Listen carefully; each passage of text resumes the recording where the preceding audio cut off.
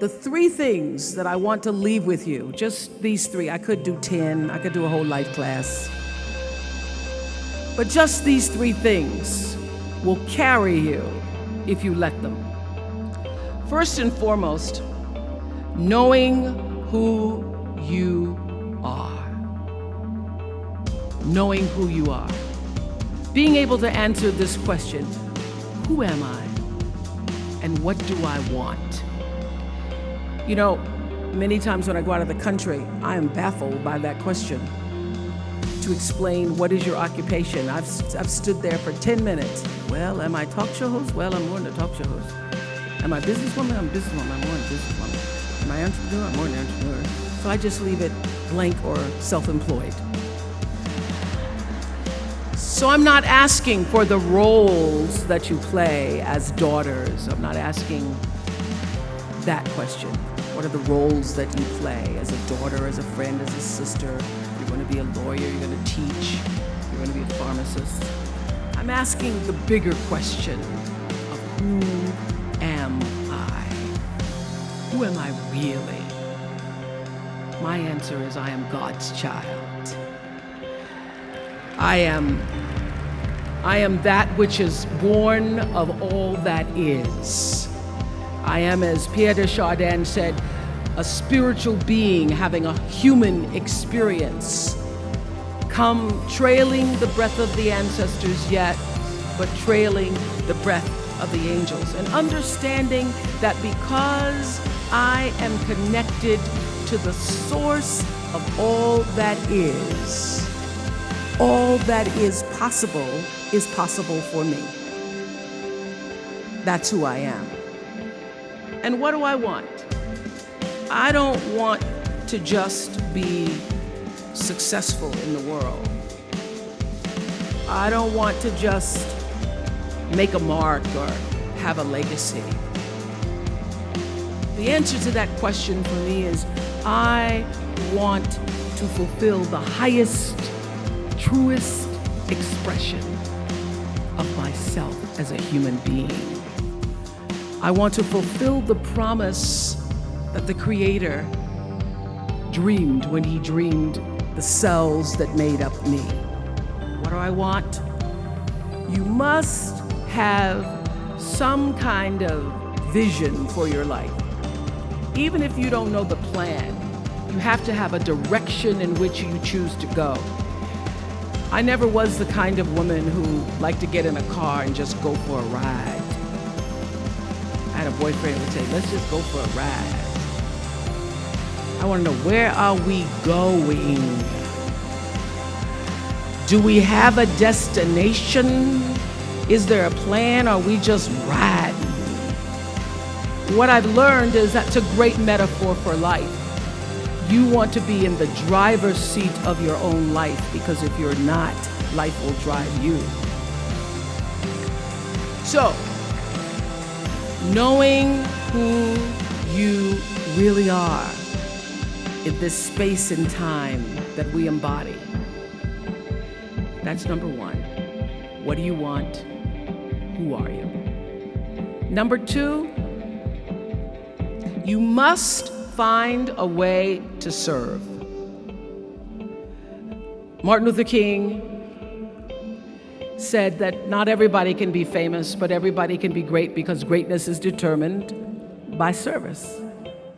Now, we live in a world where everybody wants to be famous and where we admire people for just being famous. We think being known brings us value. The truth is, all of that will fade in time.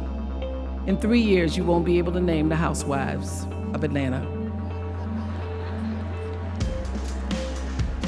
The real truth is that service and significance, service and the significance that you bring to your service is that which is lasting.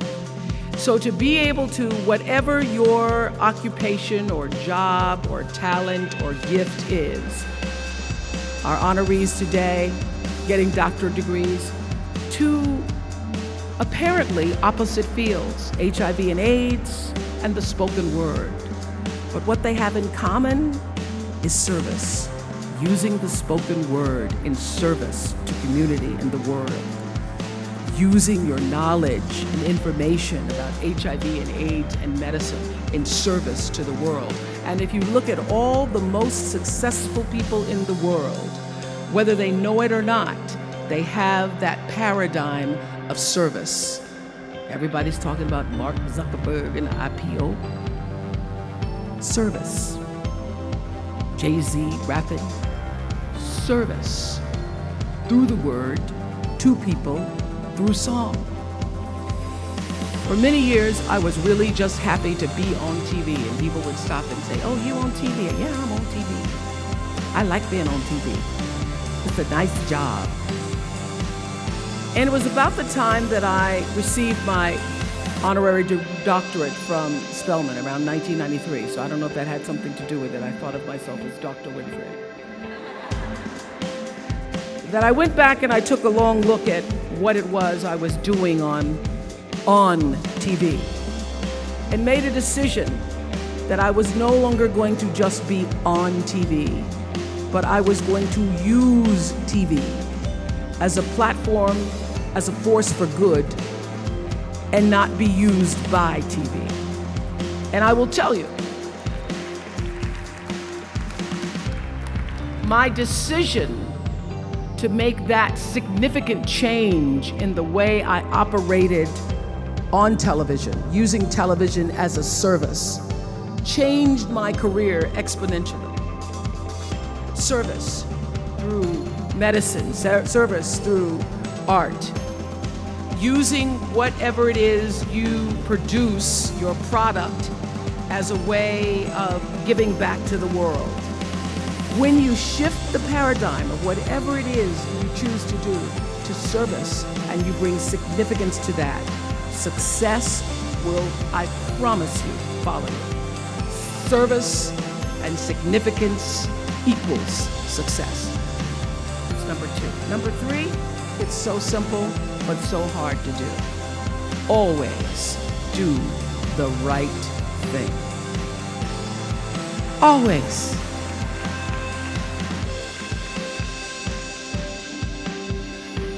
Be excellent. People notice.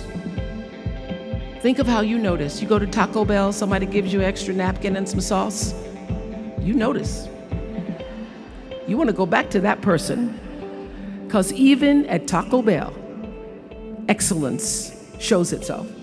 Be excellent. Let excellence be your brand.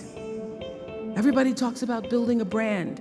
I never even knew what that was. When people say, "You're a brand," I would say, "No, I'm just Oprah." What I recognize now is that my choice to, in every way, in every example, in every experience, to do the right thing and the excellent thing is what has created the brand. Years ago, I did an ad for Revlon for an ad they were doing called Unforgettable Women. And what I know is that when you are excellent, you become unforgettable. People remember you. You stand out. Regardless of what it is, you become an unforgettable woman. And that is what we all want. We want to be unforgettable and not forgettable. So doing the right thing, even when nobody knows you're doing the right thing, will always bring the right thing to you. I promise you that. Why? Because the third law of motion is always at work. For every action, there's an equal and opposite reaction. That is so true in all of our lives. That's what Newton said. Celia in The Color Purple said it. Everything you even try to do to me, already done to you. Everything you even try to do to me, already done to you. So you don't have to worry about revenge or getting back at somebody, making sure they pay You just have to do the right thing, and the right thing will follow you even when people don't support it.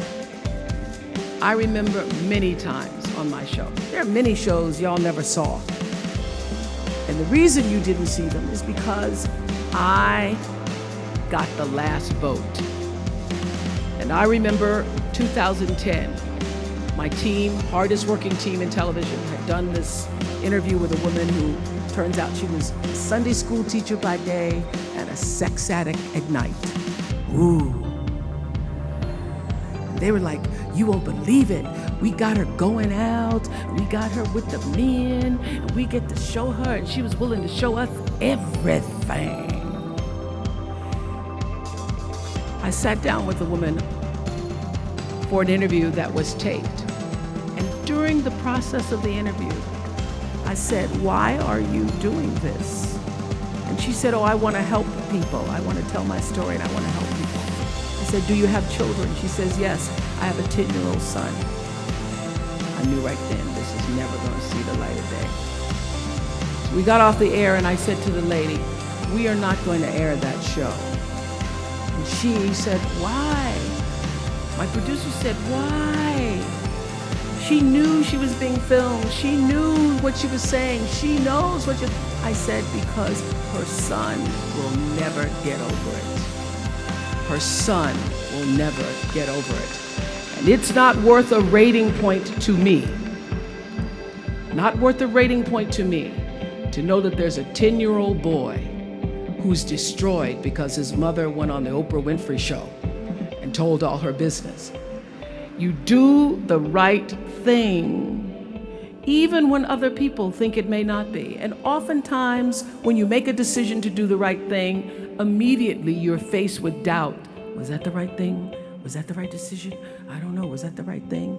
You always know it's the right thing, when in the end, there is peace. You are rewarded by peace in knowing that you did the right thing.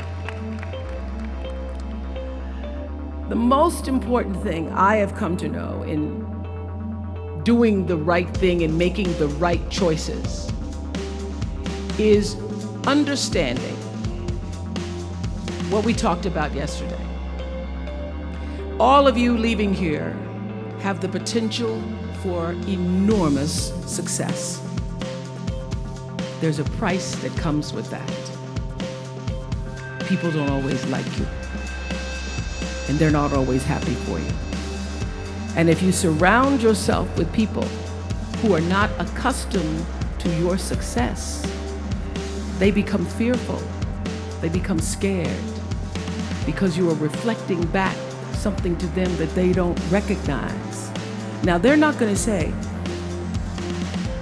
you know, I'm very fearful, because you're reflecting back to me something I don't recognize. They're going to say, you know what they're going to say? They're going to say, who she thinks she is. Who she thinks she is.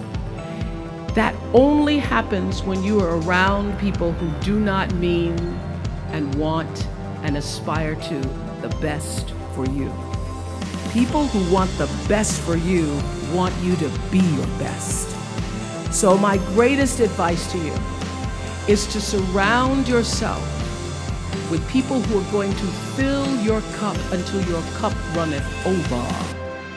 So when people say you're so full of yourself, you can say, yeah.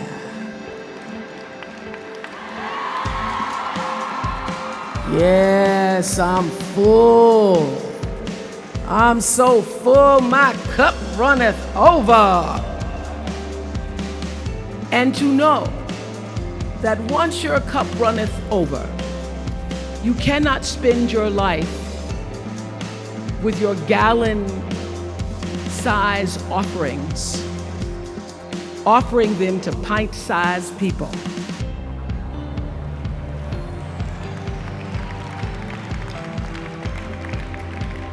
You have got to surround yourself with gallon-sized people who can hang in the same company with you, so that you're not offering your gallons to those little pints out there who can't hold it anyway. choice to change the world. I love that song. I love hearing you all sing that song. And what I know for sure is that the biggest choices begin and end with you, your internal big questions. Who do I want to be in the world? My relationship to source energy, to all that is God. I'm not talking about what you believe in God. I'm talking about your experience of that which is all life, which is divine and universal. I'm talking about the big deal. Being connected and aligned with that. When you are tuned in and charged into that, whenever you feel empty, you go inside yourself and you connect to the source, and you know that all things are possible.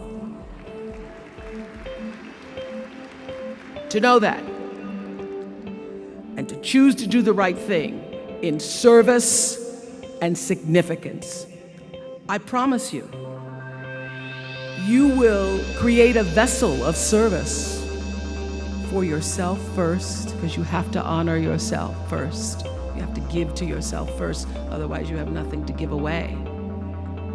You will create a vessel for yourself, for your family, your community, and the world. And those three things will not only lead you to a blessed life. I stand as a witness. My life is so blessed, I can't even take it in sometimes.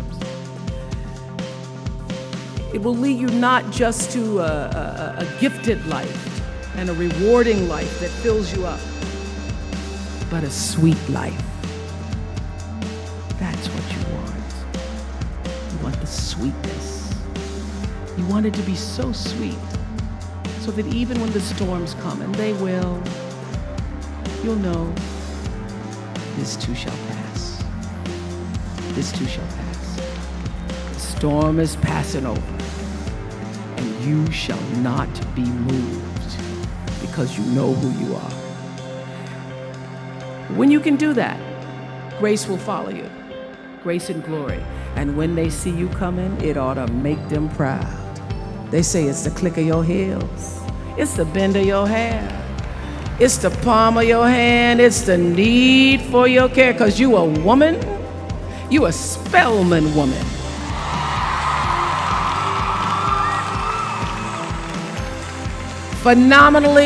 Phenomenal class of 2012. Thank you.